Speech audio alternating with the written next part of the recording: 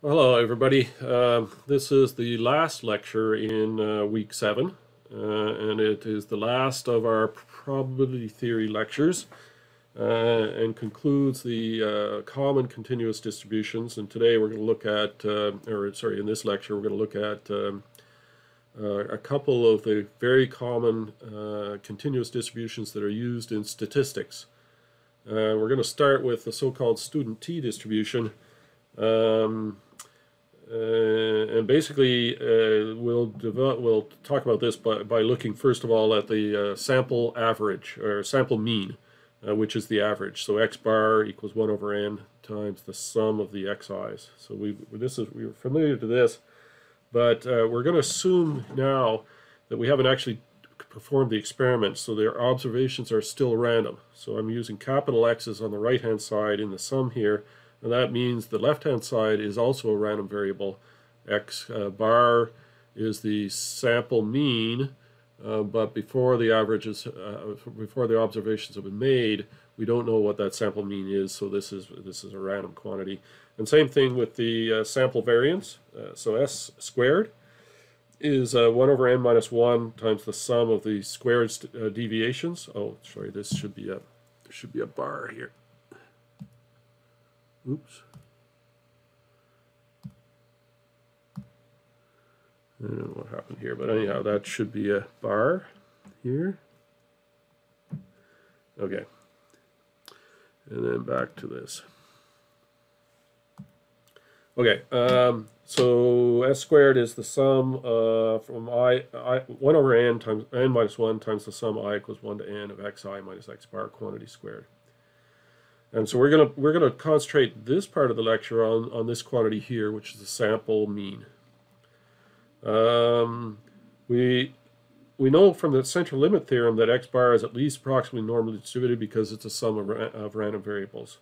And so its standardization would normally be z equals x bar minus mu of x bar over sigma of x bar. So x bar minus its mean divided by its standard deviation. We know mu of x bar we can get just by looking at the mean of this sum up here.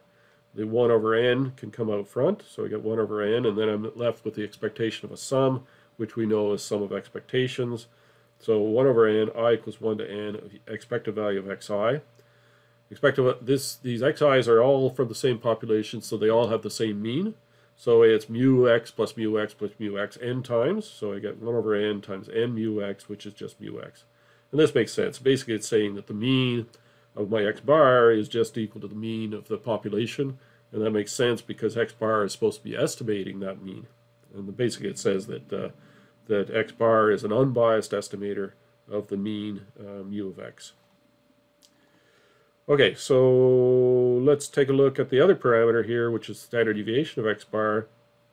We'll start by looking at the variance of x bar. This is the variance of this sum. We know that the constant 1 over n can come out front, but since this is a variance, it becomes squared. So I got the variance of the sum of the xi's. We're going to assume that our observations are all independent in this calculation. So the variance of the sum just becomes sum of the variances. Since the x's are all from the same population, the variance of xi is just sigma x. And so I get sigma x plus sigma x plus sigma x n times. And so I get 1 over n squared times n times sigma x squared. And in the end, I get sigma x squared over n.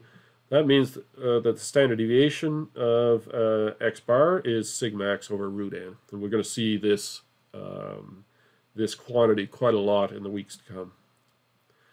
So x bar then is at least approximately normally distributed by virtue of the fact that it's a sum with parameters mu of x bar is equal to mu of x and sigma of x bar is sigma x over root n.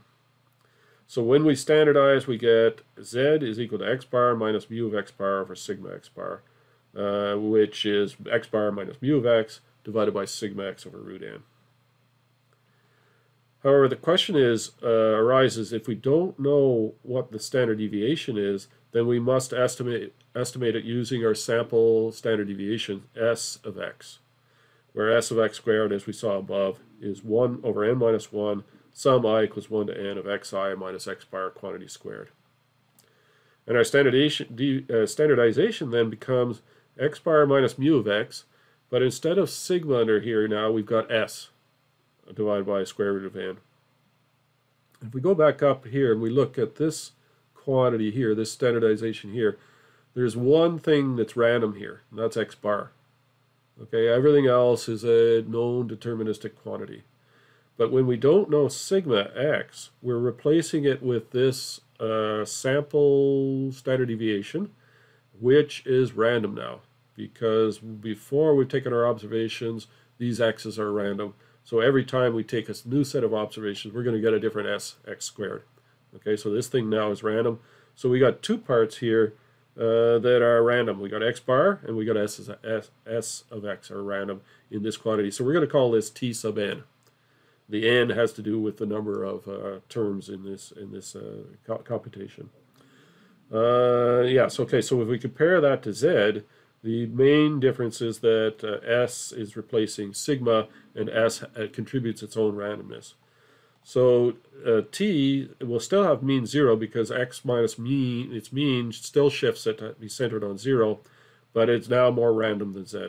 Okay, so if I look at the distribution, the red one here, the tallest one, is the standard normal distribution, so this distribution of z.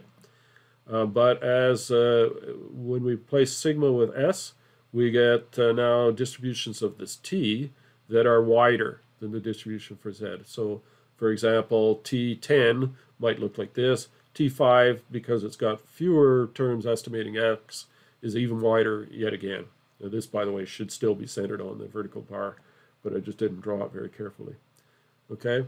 So basically what happens is that this t distribution gets wider and wider as n gets smaller and smaller, and that's because my estimate of this standard variance becomes poorer and poorer as I have fewer and fewer terms.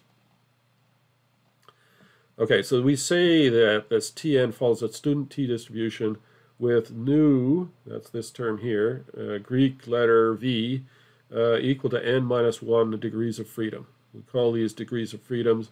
The degrees of freedom are basically the number of independent terms that go into the summation of s of x.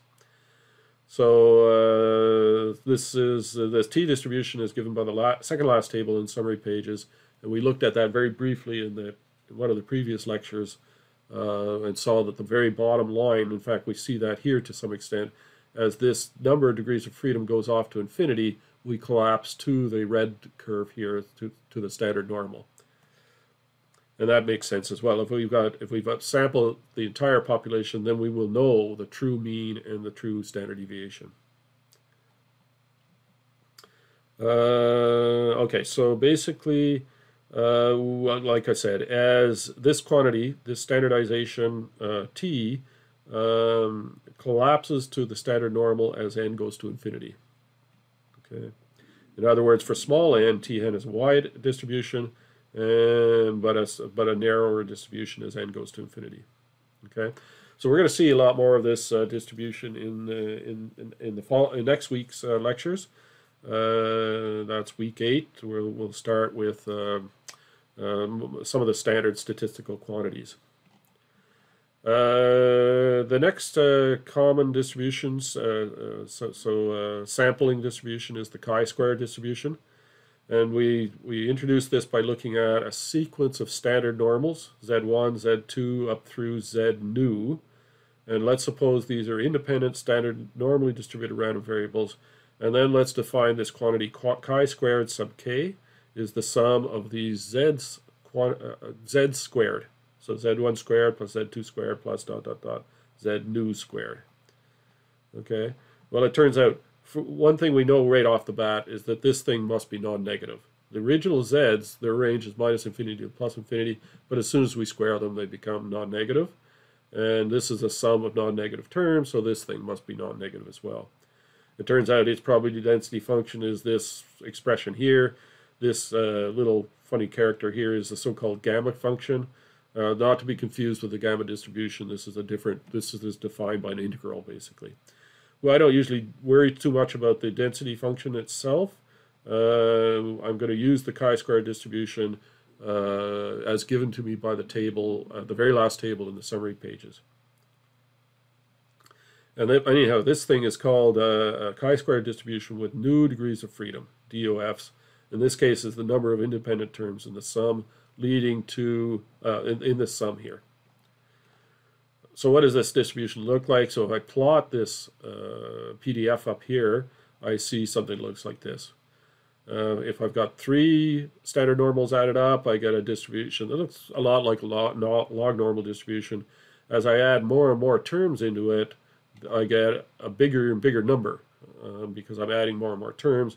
And so the mean tends to drift off towards the right as the number of degrees of freedom nu increases.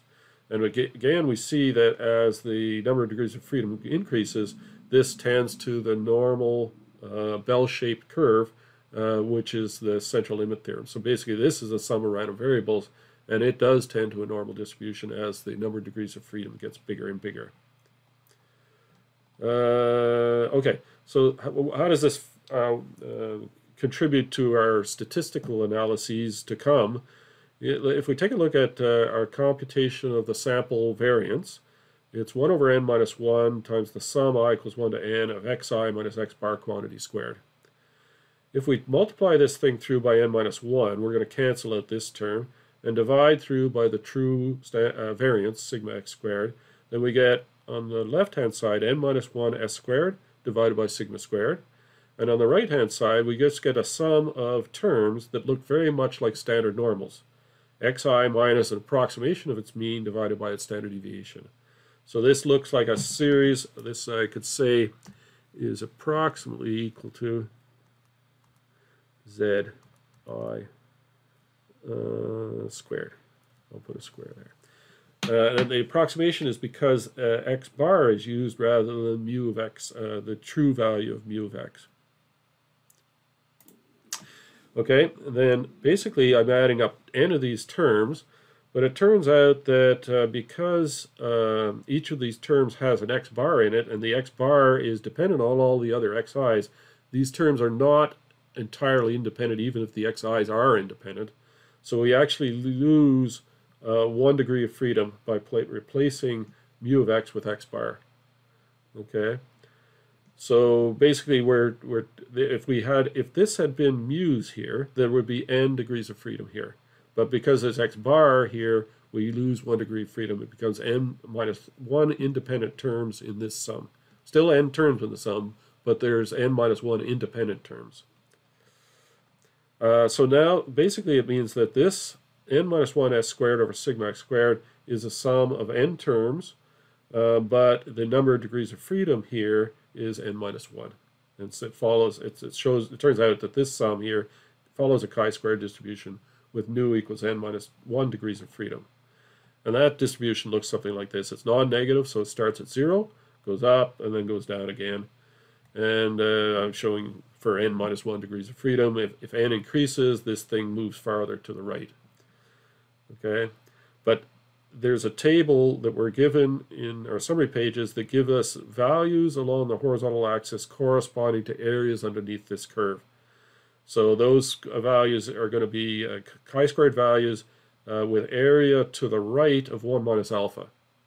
And that's the number of degrees of freedom. Okay, so the chi-squared table is also giving us area to the right.